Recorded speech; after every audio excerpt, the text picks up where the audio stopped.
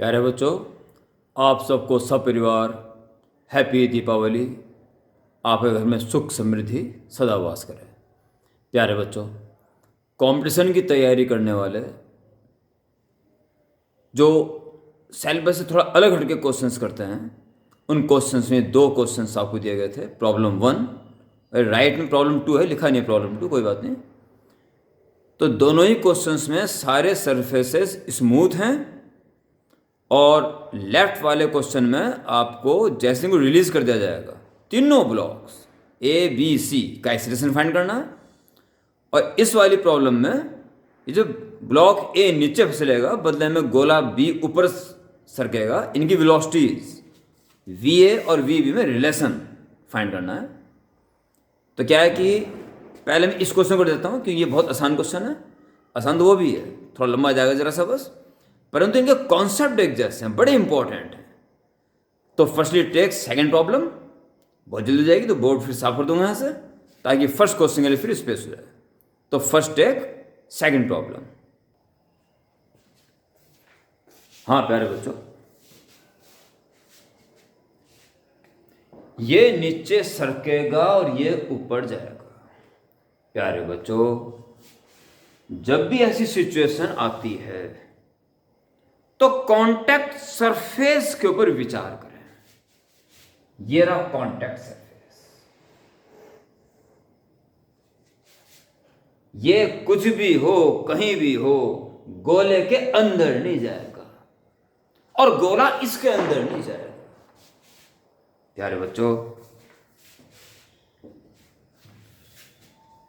अगर ये एक दूसरे के कांटेक्ट में, ये तो ट्रैप है, ये ठीक है, कांटेक्ट इधर जा रहे हो चाहे इधर जा रहे हो, तो इनका एक्सीलरेशन अलग अलग हो ही नहीं सकता। ना डिस्प्लेसमेंट, ना वेलोसिटी, ना एक्सीलरेशन। अगर एक कांटेक्ट में है और इसकी ये चल गया 5 मीटर और ये चला 4 मीटर, तो फिर कांटेक्ट में कहां रहा? या ये चला 3 मीटर, ये चला 4 मीटर, फिर तो इसके अंदर घुस गया है। कांटेक्ट अगर मेंटेन रहेगा तो सरफेस के परपेंडिकुलर दोनों का डिस्प्लेसमेंट, दोनों की वेलोसिटी और दोनों का एक्सीलरेशन एक होना ही होगा। अदरवाइज या तो इनका कांटेक्ट टूट जाएगा या एक दूसरे के अंदर घुस जाएंगे। ऐसा नहीं हुआ ना, नहीं हुआ तो उसका क्या तात्पर्य हुआ? Both have same displacement, same velocity as well as same acceleration. ये इतना इंपॉर्टेंट कॉन्सेप्ट है प्यारे बच्चों कि क्वेश्चन यूं हो जाते हैं। हाँ, देख के डर लगता है, पर ऐसे में मैंने आपको कई बार समझा रखा है, इन्हें देख के डरें मत। एक तो ये सोच लें कि इससे संबंधित सारे कॉन्सेप्ट हमारे बिल्कुल खतरनाक मजबूत हैं। देखिए, कुछ भी नहीं है। इसकी वेलोसिटी ऐसे में है, ये लाइन पहले ड्रॉ कर लीजिए, ये वाली, ओके। इसकी वेलोसिटी ऐसे में है, वी ए, जो कि इधर से अल्फा एंगल बनाते हुए है। ये अल्फा है, ये हुआ ना? हाँ जी, तो फिर निसंदेह ये भी अल्फा ही हुआ, ये अल्फा तो ये भी अल्फा, ओके। चलिए, ये सीधी है, इसकी बात करें जरा। ये वी बी और एंगल ये सी इधर से बीटा एंगल बना दिया, बीटा। इसका ये कंपोनेंट क्या हो जाएगा? ये वाला वी ए कॉस थीटा, और उसका वो component v b cos beta.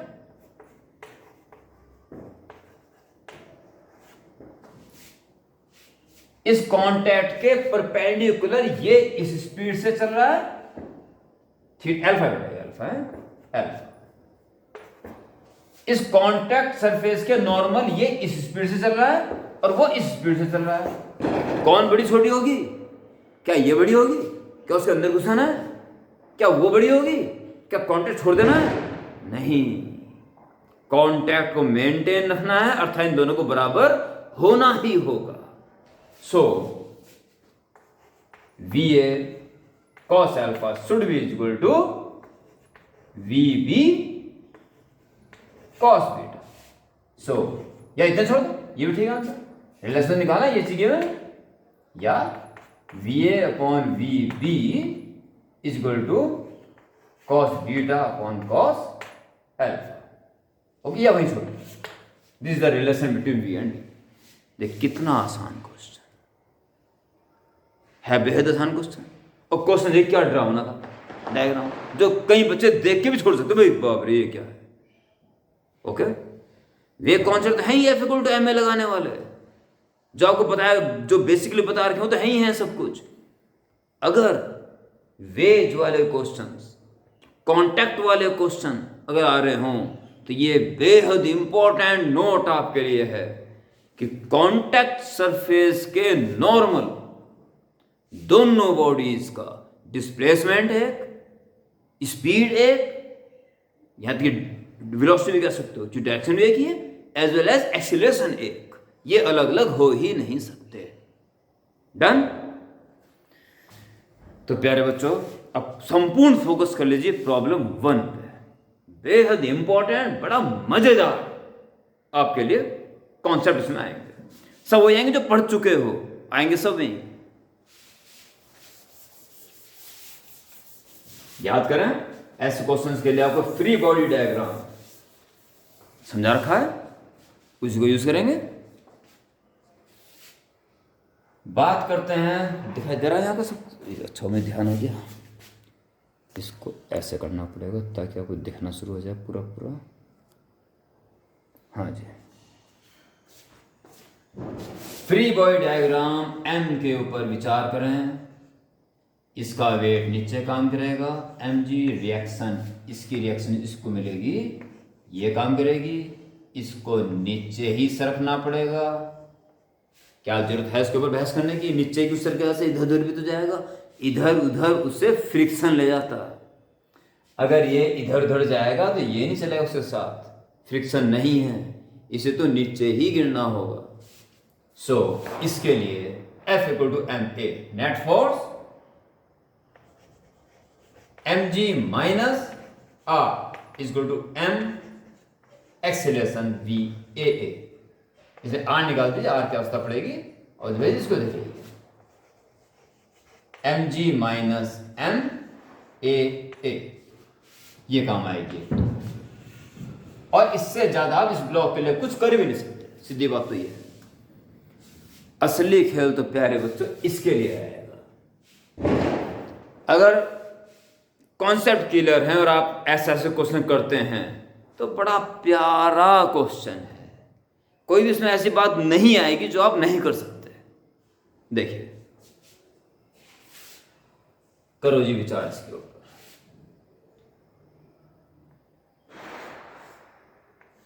ये ब्लॉक है 2m मास का, मुझे बार बार चेक करते रहना पड़ेगा कि यहाँ को दिखना बनना बिल्कुल सही चल रहा है। इस पे लगने वाले सारे फोर्स हो, ये फ्री बॉडी डायग्राम, और क्या है। First of all its weight 2mg, दूसरा ऊपर वाला जो इसके ऊपर फोर्स लगा रहा है, ये बड़ा एक ऐसा मोड है कि मैं अपने पिछले 32 सालों से ये समझ में नहीं आता मेरे कि लगातार इस मोड पे मैं लगातार बच्चों को सावधान करता आता हूं। सावधान नहीं होते बच्चे, स्मार्ट जो तेज बच्चे हैं, इंटेलिजेंट, वो भी। देखिए मैं भी चेक करता हूं आपके लिए। अगर मैं आपसे पूछता हूं इसके ऊपर वाला बॉडी कितना फोर्स लगा रही है, तो आप में से लगभग सारे बच्चे बोलेंगे mg, और ये गलत है। अगर ये बॉडी 2m मास वाली बॉडी रेस्ट में होती तो निसंदेह इसका वेट ही इस पे के ऊपर फोर्स काम करता, mg ही होता।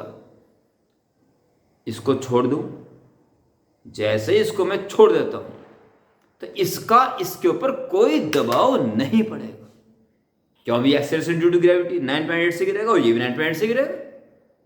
हाँ, इसका नीचे गिरने का रेट थोड़ा ज़्यादा होता तो तेज से गिरता तो इसके ऊपर दबाव देता, बदले में रिएक्शन नहीं मिलती। अब ना तो इसके ऊपर दबाव दे रहा है ना इसको रिएक्शन मिल रही है। अर्थात जितना ये इसके ऊपर दबाव देगा वो उसकी रिएक्शन से पता हमें चल जाएगा। जब ये मोशन में है नीचे की तरफ तो इसका पूरा वजन नहीं झेल रहा है। हाँ, जितना झेल रहा उतनी रिएक्शन जरूर मिल रही है। तो क्या कहोगे प्यारे बच्चों, इसके ऊपर इसका कितना दबाव पड़ रहा है, जितनी रिएक्शन मिल रही है। रेस्ट में होता तो निसंदेह mg ही वेट काम करता। समझ आ चुका है ना? पक्का? लगाओ जी वेट नीचे। जितनी रिएक्शन मिली उतना ही दबाव उसके ऊपर पड़ रहा। ये तो इस पे फोर्स है, बदले में रिएक्शन जिस सरफेस पे रखा है उसके परपेंडिकुलर, इसको बोलते हैं नॉर्मल रिएक्शन से एस। बस ये फोर्स इसके ऊपर लग रहे हैं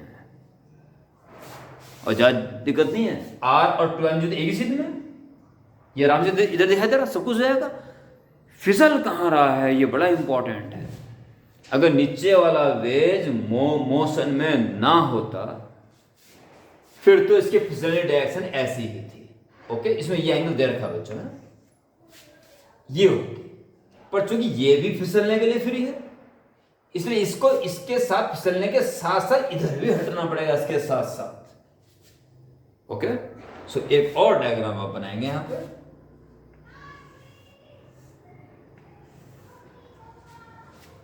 ये 2m वाला, इस पे एक तो ऐसे है फिसलना इस पे बी, और दूसरे इधर फिसल रहा है क्योंकि इसके लगातार कांटेक्ट में, इसके एक्सेलरेशन के साथ ही ये फिसलेगा इधर। एक्सेलरेशन जो सी का होगा वो इसका भी होगा, कहीं कांटेक्ट में है, ध्यान देना इस बात पे। जितना ये सर गया उतना इसको भी सरकना पड़ेगा फिसलने के साथ साथ। ये एक्सेलरेशन है, ये फोर्स है, अब आप बड़े आराम से सारे काम कर सकते हो। पहले तो बात करें इस सरफेस के अलोंग फिसलने के लिए, ऐसे फिसलने के लिए। ओके, लगाइए कितने फोर्स लग रहे हैं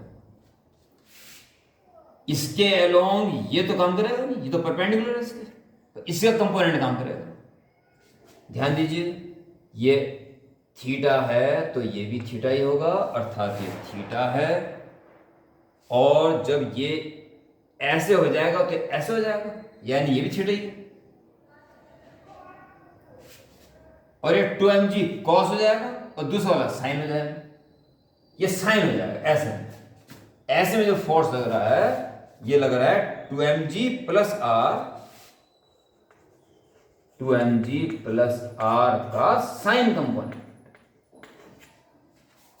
ये थीटा है तो ये भी थीटा है, इसका कॉस कंपोनेंट ये हो जाता है और साइन कंपोनेंट ये हो जाएगा, ये और ये। इसके अलावा ये फोर्स लग रहा है net force F equal to ma, mass है इसका 2m, और एक्सीलरेशन a b के साथ इसका भी कंपोनेंट काम करेगा। और ये थीटा है तो निसंदेह ये भी थीटा है, F ma ab minus ac का कॉस कंपोनेंट, ac का कॉस थीटा माइनस, इस में ये माइनस है तब नेट एक्सेलरेशन यहां बचा। फटाफट आर की वैल्यू रख के सिंप्लीफाई करना है। 2mg plus r is mg minus maa, mg minus maa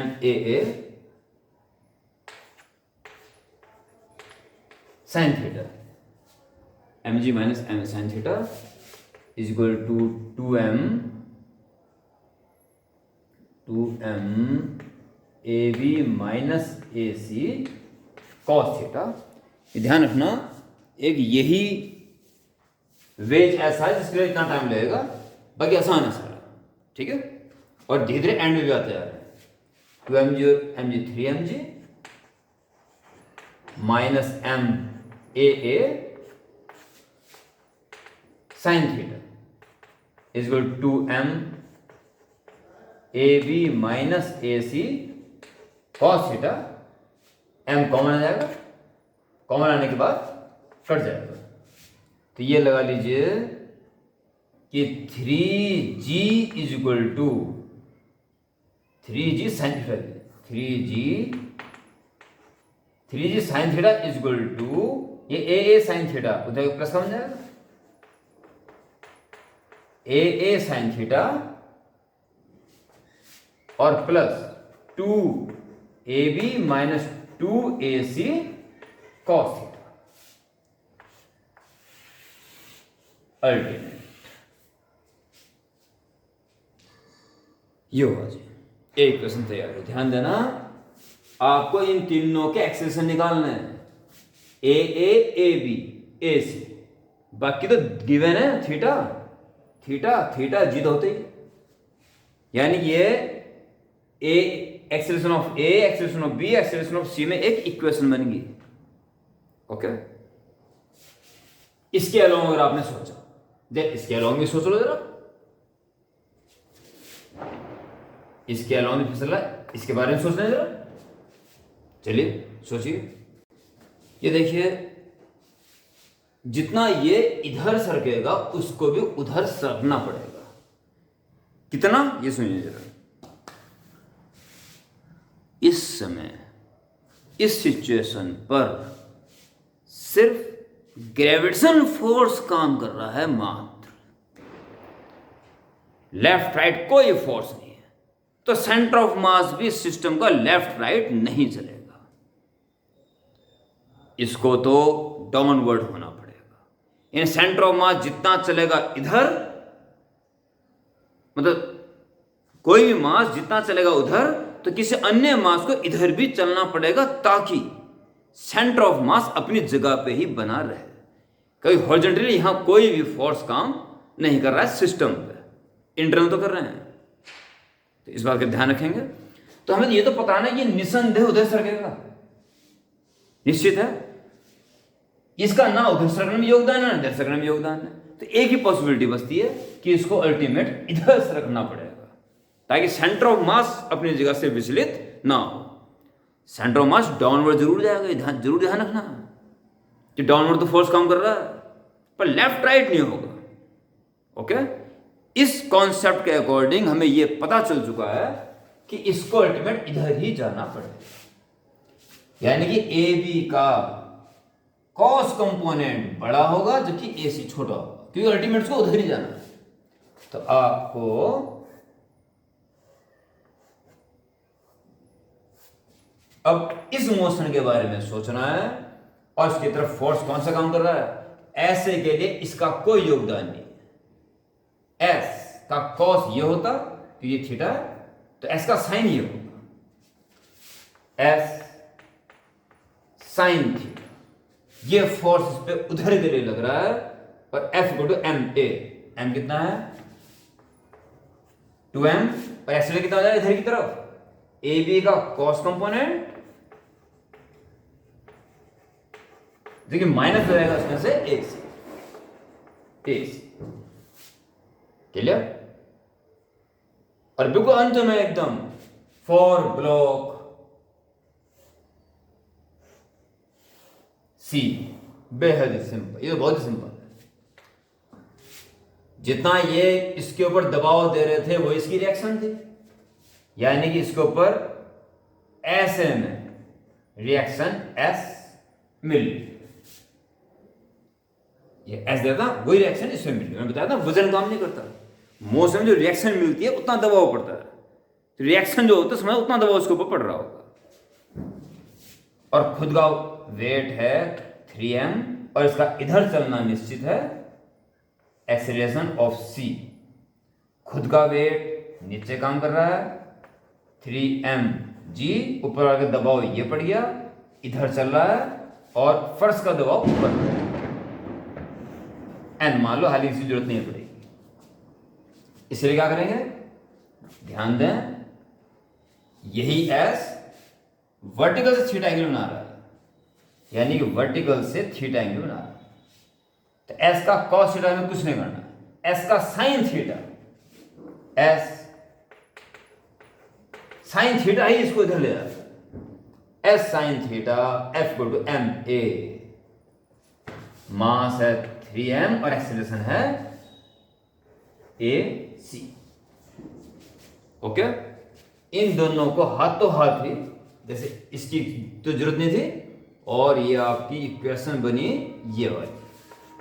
first in दोनों को कंबाइन कर दो, इसको फर्स्ट और सेकंड करके एस को डिवाइड कर इक्वेट कर दो बस, खाली s sine theta sin equate कर दो फ्रॉम फर्स्ट सेकंड, दिख रहा है ना, first second 3mac is equal to 2m ab cos theta minus ac। 2m नहीं दिख रहा, थोड़ा इधर घुमा लो जरा सा, ठीक है, थोड़ा आप बच्चे भी कॉपरेट करना जरा सा, क्योंकि जरा सा रहती है दिक्कत। तो इक्वेट कर दिया 3m ac equal to 2m ab cos theta minus ac, m cancel कर दीजिए, एक इक्वेशन ये तैयार हुई जी। ये 3ac और 2ac माइनस है, जरा प्लस बन जाएगा, 5ac is equal to 2ab cos theta. Equation number 2। 3 unknown हैं प्यारे बच्चों, acceleration of a, acceleration of b, acceleration of c, इसे 3 इक्वेशन चाहिए। 2 इक्वेशन बन चुकी हैं, ए बी और ए सी, ए बी ए और ए सी, एक इक्वेशन और चाहिए। इसमें जो प्रॉब्लम नंबर 2 मैंने बताई थी पहले, बहुत आसान थी वो, उसका कॉन्सेप्ट यहां एक झटके में लगा दें, इक्वेशन तैयार है। देखिए, इस सरफेस के ऊपर विचार कीजिए, ना तो ये इसे छोड़ के हवा में आ रहा है और ना ये इसके अंदर घुस रहा है, अर्थात जो इसका एक्सेलरेशन होगा इसका भी एक्सेलरेशन वो ही होना होगा। अर्थात एक क्वेश्चन आप क्या तैयार कर देंगे इसके बाद, ठीक है, क्या, ये देखिए, इसका तो वर्टिकल कंपाउंड हो ही नहीं सकता, इसका होगा ए बी कॉस थीटा और ए बी साइन थीटा। ये नीचे ए बी साइन थीटा से जा रहा है और उसका एक्सेलरेशन ए है, क्या ये इक्वल होंगे या कोई छोटा बड़ा होगा? इक्वल होंगे। लो जी, अब क्वेश्चन केवल नाम नाम का रहिए मात्र। ये 3 इक्वेशन आपके सम्मुख हैं। अब मैं इसको यहां से हटाता हूं, आप तो रिप्लाई करके दोबारा देख लो। समझ आई सारी बातें? इक्वेशन नंबर 1 2 3, 1 2 3 या मैं यहां लेता हूं, ये आपकी आगे, अब यहां नहीं दिख रहा होगा तुम्हें, शायद यहां दिखाई देगा पूरा। ये बड़ी समस्या है यहाँ पे। तो मैं एड से लगाता हूँ, ये दिख जाएगा ना, दिख जाना चाहिए, आराम से दिख जाना चाहिए। और जी अब दिखाई देगा। मैं यहाँ नहीं दिख रहा होगा, इधर का नहीं दिख रहा होगा, इधर का तो कोई दिक्कत, ये मैं यहाँ लिख रहा हूँ। ओके, इक्वेशन 1 जो बनी थी वो 3g sine theta is equal to a sine theta plus 2ab minus 2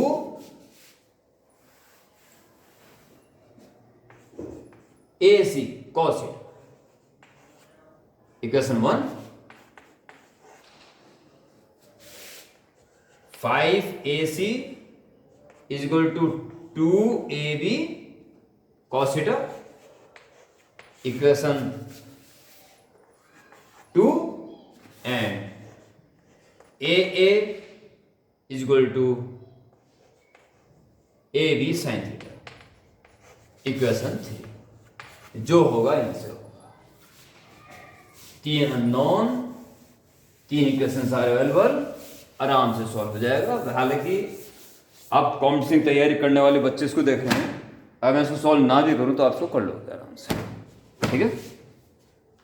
फिर अगर इजी वे दिख रहा हो तो मैं देखता हूं क्या करना है। ये ए बी में है और ये तीनों में है। अगर इससे इसको हटा दें तो ए बी ए सी, तो आप ये कर सकते हो a b a c cos theta, और यहाँ पे ए है। आप ये कर सकते हो ए की वैल्यू रखते हैं यहाँ पे, ए बी आ जाएगा यहाँ पे इसी जगह पे, ये है ही, और ए सी की वैल्यू भी ए बी के रूप में रखते हैं, तो ए बी निकल जाएगा। ए की बाहर निकाल, बाकी छोटे छोटे इक्वेशन है, धड़ाक धड़ाक निकलेंगे सारे। तो फ्रॉम 1 2 3 तीनों को इस तरह सॉल्व करें। देखिए 3g sine theta is equal to a केवल यहां से रखना हूं, a b sine theta, A b sine theta, A b sine theta into sine theta, साइंस कर जाएगा, प्लस 2 ए बी, ये तो ठीक है, minus 2 a c cos theta, ए सी यहां से रख दो, ए सी हो जाएगा 2, एक केवल ए सी की वैल्यू, केवल ए सी की वैल्यू 2/5